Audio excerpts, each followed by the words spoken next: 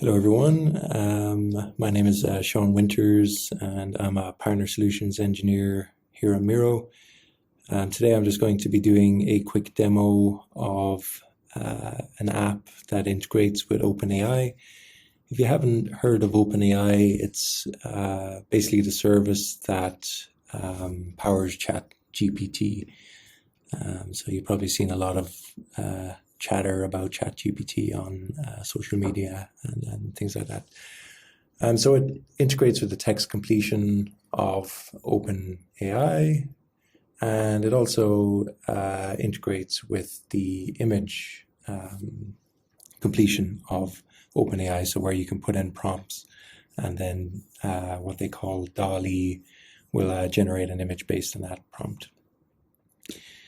So if I come into my Miro board, this is my OpenAI app icon here. I've got two choices, so I can click create text or I can click create image. And the way it works is that you initially write a sticky, so you could say something like how many dogs are there in the Netherlands?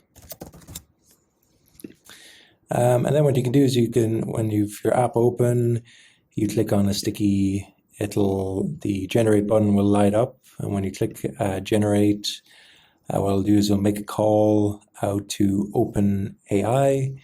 And then based on OpenAI's response, it'll create stickies. So it's prompting me there that I should be including a question mark in my sticky, and this might actually generate a different answer with the question mark. Yeah, actually, it looks like it's generated the same answer. But this is how the create text works. It can also be quite good. You could do something like maybe, can you give me a list of the countries, maybe of the top 10 countries by GDP.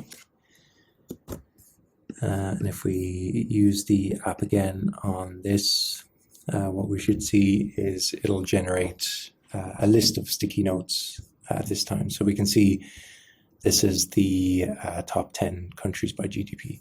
And this is probably based on data just before, I think, 2021, because that's what the OpenAI latest model has been trained with. For a create image, we could do something like an image of a dog riding a bicycle in the style of Van Gogh. Let's see what this produces. So I open up my app, I go to create image, I select my sticky, I click generate, and the image generation takes a little bit longer, but what it eventually will come back with is an image representation of the text that's in the sticky.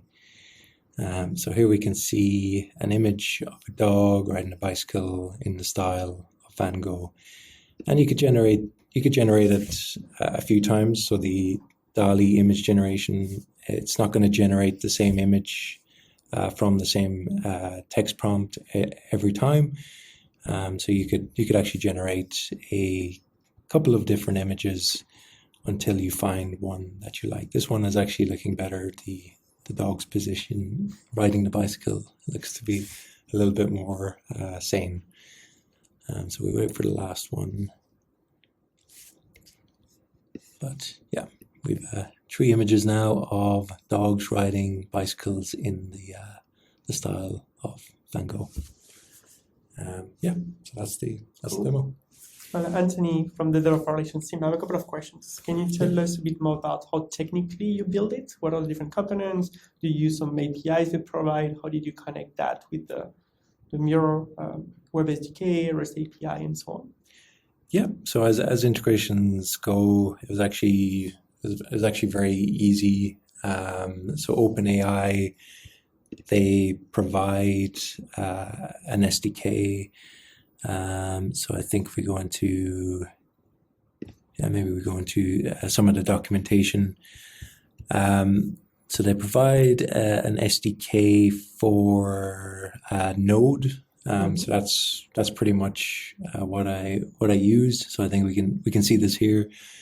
You just provide your OpenAI API key, and then there's a whole SDK that you can use. So maybe if we went to images, creating an image is as simple as using this this configuration in your Node app, and then creating an image is as easy as just clicking. I think we've someone who's joined the voice chat now. Creating an image is as easy as doing this SDK call. What will be returned is depending, I think, on n. What will be returned is you'll get 2 images if you've got n equal to 2. I think that's might be, or is n? Yeah, n is the number of images to generate, must be between 1 and 2. So they'll provide a URL as well for you and then you can use that in the Miro board. The text completion is pretty much the same. So it's just a text. It's an SDK call, and then all I'm doing is getting the text completion from OpenAI, and then using a create sticky call via the Miro's SDK. And there's a little bit of other kind of layout magic and things like that to lay out the sticky notes on the board like this. Yeah. So if I understand well, first OpenAI offers access to their API to everybody. So anyone can create an account there and get access to the different services they offer, whether are the chat GPT base, which helps you to answer the questions and create that content, but as well DALL-E that allows you to create images based on text. Yeah. It's all pretty much part of the same API. Yeah. And then you use the Web SDK to build the UI part of the app we see here, all the interaction here on the left panel side. And you use the mix of the Web SDK and the REST APIs of Miro to be able to create a content on the board and manage the positioning. Yeah, actually, it's actually purely Web SDK, so I didn't have to use the REST API. Even easier in this case. At the moment, if the use case I could see for using the REST API is if you wanted to maybe create a variation of an existing image on the board. Mm-hmm. So you could use the REST API to kind of grab the blob data from the Miro board for the image, and then you could send that blob data to OpenAI, create a variation of it, and then use the Web SDK to create it via the URL on the board. Okay. But this is purely, there is a backend, but this is purely using the Web SDK for now. And actually, I think I'm using purely Miro Tone components as well. Yeah. Cool. So Miro Tone is our UI library, allowing you to facilitate, ease the way you build apps. So it's basically, in the case of the ChatGPT, it's basically reading the content of the sticky notes that has been selected, calling the OpenAI API to answer the question or generate the answer, and then writing the content into other sticky notes on the board. Yeah, exactly. Cool. That's quite impressive too. How easy it seems to be to reach that result, to create that result. So what would be, here we saw like simple use cases, but have you thought a bit about type of use cases or how it could be used? I can imagine Miro is we know that Miro is heavily used for brainstorming and like coming up with new ideas. Could it be used to maybe as an icebreaker or as a beginning as a brainstorm to not start from a blank page?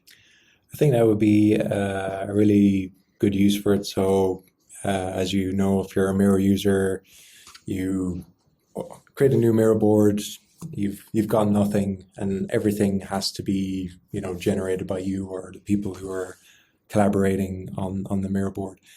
But with OpenAI, you could use it. I think the term people are starting to use is to seed brainstorming. So you have a prompt on a sticky note where you'd expect maybe users to write their answers below that sticky note, but why not use maybe the OpenAI app or some other AI to seed the brainstorming, and that kind of fits in with I think OpenAI's best practices.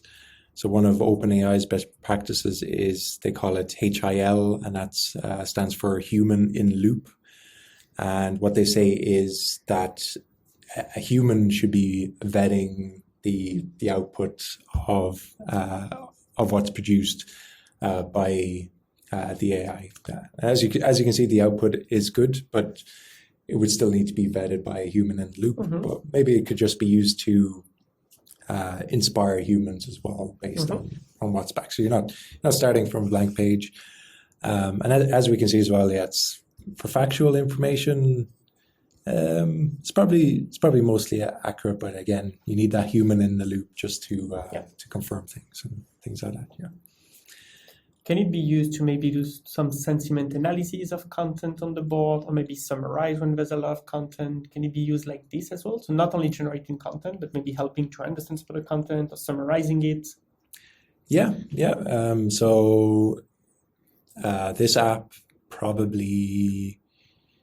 you probably have to add a mode maybe to do the sentiment analysis. But I have done some tests where, and the thing is, I've showed selecting one sticky, but what you can do is you could do something like can you order the following lists by population size or something like that.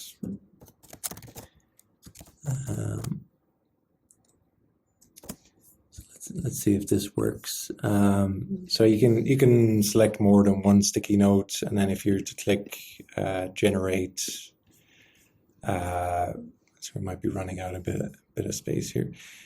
But if you click, so you can see there, it's produced another list of sticky notes, and in theory, this should be ordered by population size. So if you had a list of maybe tweets or something like that, and you say please analyze the following list by sentiment, what it'll likely do is it'll produce a list of stickies, and then maybe it'll have a little addendum for each sticky to say if it's positive or negative or not. Yeah. So it's not only selecting one sticky and answering a question. You can actually reanalyze data or take data as input for like a bigger question or like that. Yeah, you can concatenate the content of a whole bunch of stickies into one prompt. At the end of the day, it's just being formatted into one prompt that's being sent to the API call. To the API call, yeah. Really cool. The next question I had was on the image generator. Does it mean that all these images generated are free of trademark? They don't have any trademark? Are they first? You said that every time you click, it's going to generate a different one. So are they unique? And do they have any trademark? Does it mean I can use the generated image in any type of presentation or other type of content that I create? Yeah, I'm not sure actually. So I think OpenAI do have a section on our website about the content generated and how maybe you should reference the fact that it was generated by an AI. Okay. But I'm not sure about copyright laws on what's generated by the image. But yeah, it'll be pretty much a different image generated every time. I know there's some interesting projects. So in in college, they're making sure that you're not, copying anybody, not doing any plagiarism or anything like that. I think there is projects coming out, or it might have been a college project actually, but someone has created something to tell if, say, an essay is generated by AI or so an AI to detect other AIs. Yeah. So there must be artifacts in there somewhere that indicate whether something is generated by an AI. So I'm sure it's the same with the images as well. But yeah, it'd be interesting if, in a couple of years, it turns around and says, okay, all those images you generated and used are now copyrighted, and you have to pay us royalties.